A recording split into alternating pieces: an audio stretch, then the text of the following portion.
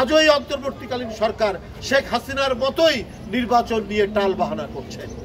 আপনাদের যারা এই আন্দোলন সংগ্রাম এবং গণতন্ত্রের লড়াই যাদের বিন্দুমাত্র ভূমিকা নেই, বরং কখনো কখনো ক্রিটিসাইজ করেছেন গণতন্ত্রের পক্ষের মানুষকে, তাদের অনেককেই তো উপদেষ্টা করা হয়েছে। আমরা জানি তাদের অনেককেই উপদেষ্টা করা হয়েছে। টক শোতেও তারা নানা কথা বলে, সবার কথা বলছি না, কয়েকজন আছে।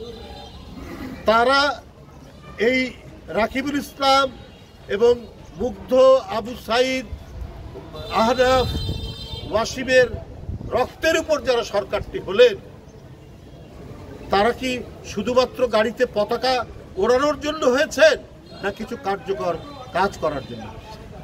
আজও বিশ্ববিদ্যালয়ের শিক্ষকরা তাদের আবাসনের জন্য যখন প্রধান উপদেষ্টার বাসায় যান, তখন তাদেরকে ভালো মতো ব্যবহার করা হয়, বরং পুলিশ নিয়ে দেওয়া হয়, তাদের বিরুদ্ধে টিয়ার গ্যাস মারা হয়, সাউন্ড গ্রেনেড মারা হয়। কেন?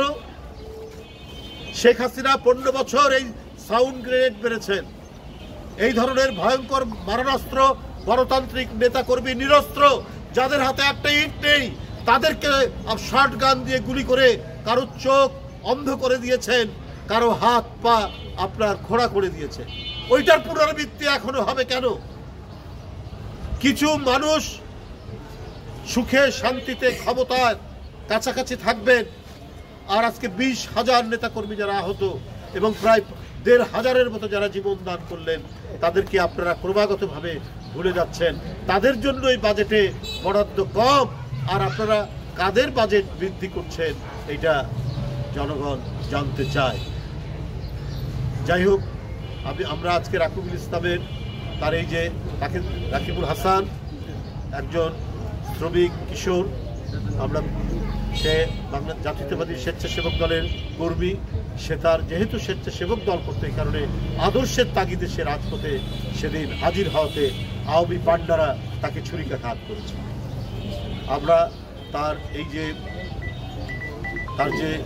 যে অবদান, এই অবদানের প্রতি আমরা গভীর শ্রদ্ধা জানাচ্ছি এবং জাতীয়তাবাদী দলের ভারপ্রাপ্ত চেয়ারম্যান তাকে শুভেচ্ছা দিয়েছেন। এই জন্য আমরা বিএনপি পরিবার, আমরা এখানে যারা উপস্থিত হয়েছি, তারা চেয়ারম্যানের পক্ষ থেকে, জনাব তারেক রহমানের পক্ষ থেকে আজকে এখানে এসেছি।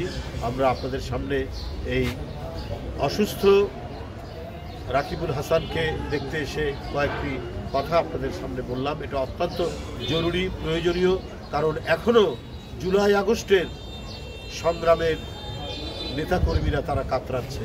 আর আমরা দেখছি যে বাংলাদেশের রাষ্ট্রীয় পর্যায়ে যারা আছেন, তারা সেখানে নানা ধরনের নাটক বায়স্কোপ জনগণকে দেখাচ্ছে। জনগণ যদি তাদের যে চাহিদার জন্য, তাদের মুক্তির জন্য সব অর্থে কথা বলা এবং খাদ্য নিরাপত্তা, পেট ভর্তি করা, সব মিলিয়ে এই মুক্তি যদি না ঘটে, তাহলে অন্তর্বর্তী সরকারকে তারা আর মনে প্রাণে গ্রহণ করবে না। কারণ তাদের উপর অর্পিত যে দায়িত্ব, সেই দায়িত্ব বাদ দিয়ে তারা অন্য কাজে যাচ্ছেন, অন্য কাজ করছেন জনগণের সাথে বিভ্রান্ত। তারা যদি সত্যি সততার উপর ভিত্তি করে কাজ করতেন, তাহলে নির্বাচনের ডেডলাইন দিতেন, নির্বাচনের তারিখ ঘোষণা করতেন। তারা প্রথমেই জনগণ 15 বছর যেটি বঞ্চিত হয়েছে, একটা অবাধ সুষ্ঠু নির্বাচন, ভোট কেন্দ্রে গিয়ে ভোট দিতে, সেই বঞ্চনা থেকে আজও মুক্তি হয়নি। আজও এই অন্তর্বর্তীকালীন সরকার শেখ হাসিনার মতোই নির্বাচন নিয়ে টাল বাহানা করছে।